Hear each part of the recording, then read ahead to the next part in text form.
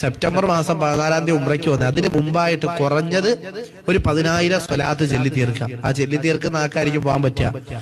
അതുപോലെ തന്നെ നിങ്ങളുടെ പേര്, മൊബൈൽ നമ്പർ, ജില്ല ഞാൻ തരുന്ന മൊബൈൽ നമ്പറിലേക്ക് ഇന്ന് തന്നെ വിളിച്ചു പറയാം. ആ വിളിച്ചു പറയുന്നതിന് മുമ്പായിട്ട് നിങ്ങൾ എന്ത് ചെയ്യാം, ഈ സംരംഭത്തിൽ ഒരു 1000 രൂപ നിയത്താക്കി അയക്കുക. കാരണം അത് വേറൊന്നും കൊണ്ടല്ല, നിങ്ങൾ ഒരാൾ കാരണം ഒരാൾ ഉംറയ്ക്ക് പോകട്ടെ എന്നുള്ളൊരു നിയത്തിലാണ്. ഞാൻ പറഞ്ഞു 85 പേര് ചേർന്നിട്ട് ഒരാളെ ഇൻഷാ അല്ലാഹ് നമുക്ക് തെരഞ്ഞെടുത്ത് ഉംറയ്ക്ക് വിടണം. ആ 85 പേരും ഒരാൾ 1000 രൂപ വെച്ച് 85 പേര് തരികയാണെങ്കിൽ ഒരാളെ നമുക്ക് ഫ്രീ ആയിട്ട് ഉംറയ്ക്ക് വിടാമല്ലോ. അപ്പൊ അങ്ങനെയാണ് നമ്മൾ ഉദ്ദേശിച്ചത്. അൽഹംദുലില്ലാഹ് ഇപ്പൊ അത് 85 കൂടുതൽ ആൾക്കാരായിട്ടുണ്ട്. അപ്പൊ അത് കണ്ടല്ലോ അല്ലേ, കേരളത്തിലെ പ്രമുഖനായ ഒരു സയ്യിദും ആലിമുമായ ഒരു പ്രമുഖ വ്യക്തി ഈ വീഡിയോ എനിക്ക് അയച്ചു തന്നിട്ട് നിങ്ങളോട് ഈ വിഷയത്തെക്കുറിച്ച് തെര്യപ്പെടുത്തണമെന്ന് പറഞ്ഞതുകൊണ്ട് മാത്രം ഞാൻ ഈ വിഷയത്തിൽ വീഡിയോ ചെയ്യുകയാണ്. ഇത്തരം ആളുകളുടെ പിന്നാലെ പോയിട്ട് കാര്യമില്ല എന്ന് മനസ്സിലാക്കി ഞാൻ ആയുധം താഴെ വെച്ചതാണ്. ഇതിൽ നിങ്ങൾ കണ്ട വ്യക്തി എനിക്ക് പരിചയമുള്ളതാണ്, എൻ്റെ സൗഹൃദ വലയത്തിലുള്ള ആളാണ്, സാധുവാണ്. പക്ഷെ നമ്മളിത് പറയേണ്ടി വരുന്ന സാഹചര്യം, ഒരു വ്യക്തിയുടെ വൈകല്യം അദ്ദേഹത്തിൽ മാത്രം അധിഷ്ഠിതമായി നിന്നാൽ പ്രശ്നമില്ല.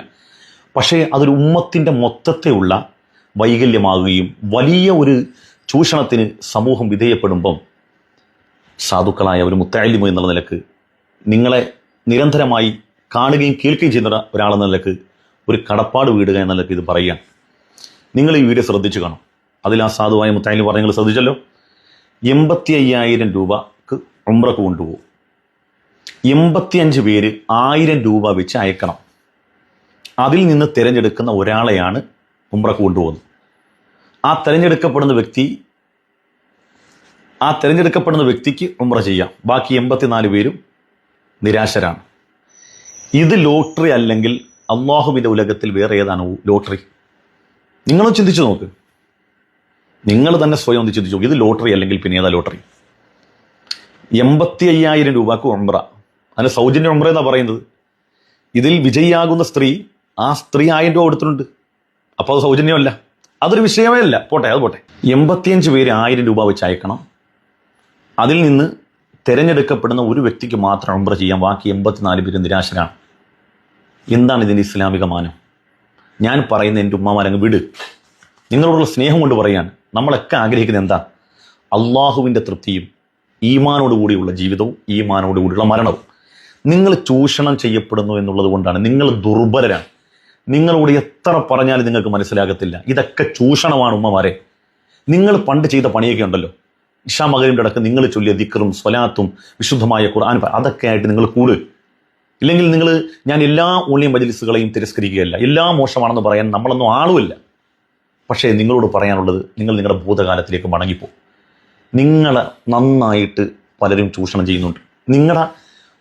ഇതിനകത്ത് സാമ്പത്തിക ചൂഷണം മാത്രമല്ല. ഈ കഴിഞ്ഞ റമദാന് ഒരു സ്ത്രീ എന്നോട് വിളിച്ചിട്ട് പറഞ്ഞത്, ഞാൻ ഭർത്താവിനോടാണോ പൊരുത്തം ചോദിക്കേണ്ടത്, അള്ളാഹുവിനോട് പശ്ചാത്തപിക്കുകയാണോ വേണ്ടത്? ഒരു ഓൺലൈൻ മജ്‌ലിസിൽ കുടുങ്ങി അതിൻ്റെ പല തലങ്ങളിലേക്ക് പോയി, കയ്യിൽ നിന്ന് പോയി. അതുകൊണ്ട് പറയുകയാണ്, എല്ലാവരും മോശമാണെന്നുള്ള അഭിപ്രായമല്ല. അതുകൊണ്ട് സാമ്പത്തികം മാത്രമല്ല, ആത്മാഭിമാനവും കൂടെ നഷ്ടപ്പെടുന്ന ചില മേഖലകൾ ഇതിനകത്തുണ്ട്.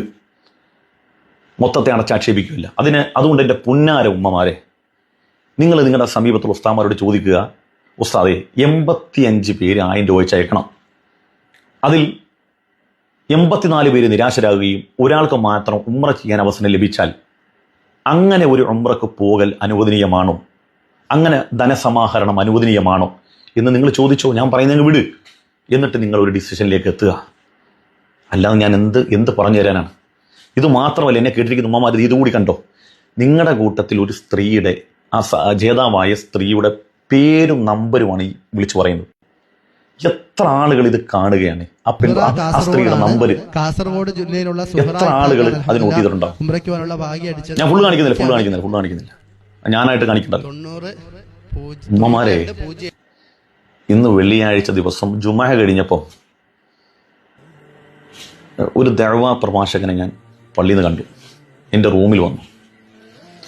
അദ്ദേഹം തൊപ്പി ഇങ്ങനെ ഊരിയിട്ട് തല ഇങ്ങനെ കാണിച്ചു തന്നപ്പോൾ 27 സ്റ്റിച്ച് ഇങ്ങനെ കിടക്കുകയാണ്. തലയിൽ 27 സ്റ്റിച്ച്. എന്താ കാരണം അറിയാമോ? എന്താണ് എന്നെ പ്രിയപ്പെട്ട ഉമ്മമാർക്കറിയോ എന്താ കാരണമെന്നും? ഞാൻ പറഞ്ഞുതരാം. 10-27 വയസ്സുള്ള സമയത്ത് ഇസ്ലാമിനോടൊരു താല്പര്യം തോന്നി. സഹോദര സമുദായത്തിൽപ്പെട്ട വ്യക്തിയാണ്. ഇസ്ലാം ആശ്ലേഷിക്കണമെന്ന് അതിയായ ആഗ്രഹം കൊണ്ട് രഹസ്യമായിട്ട് ഇസ്ലാം മതം സ്വീകരിച്ചു. പക്ഷേ എങ്ങനെയോ അത് പുറത്തായപ്പം അദ്ദേഹത്തിൻ്റെ സൗഹൃദ വലയത്തിലുള്ള കുറച്ച് ഇസ്ലാം വിരോധികളായ ആളുകൾ അദ്ദേഹത്തിനോട് എന്തോ പേഴ്സണലായിട്ട് സംസാരിക്കാനുണ്ട് എന്ന് പറഞ്ഞ് ആ വ്യാജനെ വിളിച്ചു വരുത്തി. സംസാരിച്ചു കൊണ്ടിരിക്കുന്നുണ്ടൊക്കെ പുറയുന്ന വടിവാളിൽ വെട്ടി എൻ്റെ തലയിൽ. എന്ന് മാത്രമല്ല, ആ വെട്ടുകൊണ്ടുകൊണ്ട് ആ തൊട്ടപ്പുറത്ത് പുഴയാണ്, ആ പുഴയിലേക്ക് ചാടി മറുകരയിലേക്ക് എത്തണം. നീന്തിക്കൊണ്ടിരിക്കുമ്പം വലിയ കൂർത്ത കരിങ്കല്ല് കൊണ്ട് അദ്ദേഹത്തിൻ്റെ തലയിലേക്ക് എറിഞ്ഞു. അദ്ദേഹം പറയാണ്, എങ്ങനെയാണ് ആ ജീവൻ തിരിച്ചു കിട്ടിയെന്ന് പോലും അറിയാൻ വയ്യാന്ന്. സത്യം പറഞ്ഞ അള്ളാഹുവാണ് സത്യം, എൻ്റെ നെഞ്ചു പടഞ്ഞുപോയി. ഞാൻ പെട്ടെന്ന് ഇത്തരം വീഡിയോകളൊക്കെ കാണുമ്പോൾ ഞാൻ ആലോചിക്കുകയാണ്, അള്ളാഹുവിൻ്റെ ഔദാര്യം കൊണ്ട് നമുക്ക് ഈ ദീൻ കിട്ടിയിട്ട് ഒരു മുട്ടുസൂചി കൊണ്ട് പോലും നമുക്കാർക്കും കുത്തു കിട്ടിയിട്ടില്ല, ശരിയല്ലേ?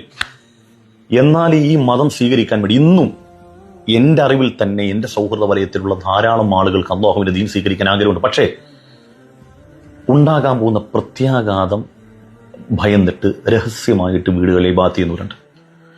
നമ്മളൊക്കെ അള്ളാഹുവിൻ്റെ ഔദാര്യം കൊണ്ട് ഈ മതത്തിൻ്റെ ഭാഗമായി ഇങ്ങനെയൊക്കെ വന്നിട്ട് ഇതിനെ ഇങ്ങനെയൊക്കെ നിങ്ങൾ കോമാളിത്തരം കാണിക്കുകയും ഈ ചൂഷണത്തിനൊക്കെ പോവുകയും, ഈ മതം എന്ന് പറഞ്ഞാൽ കൊടിക്ക് ചുറ്റും കറങ്ങലും ഈ പറയപ്പെട്ട കോമാളിത്തരമൊക്കെ ആണെന്ന് കാണുമ്പോൾ വേദന കൊണ്ട് പറയാം.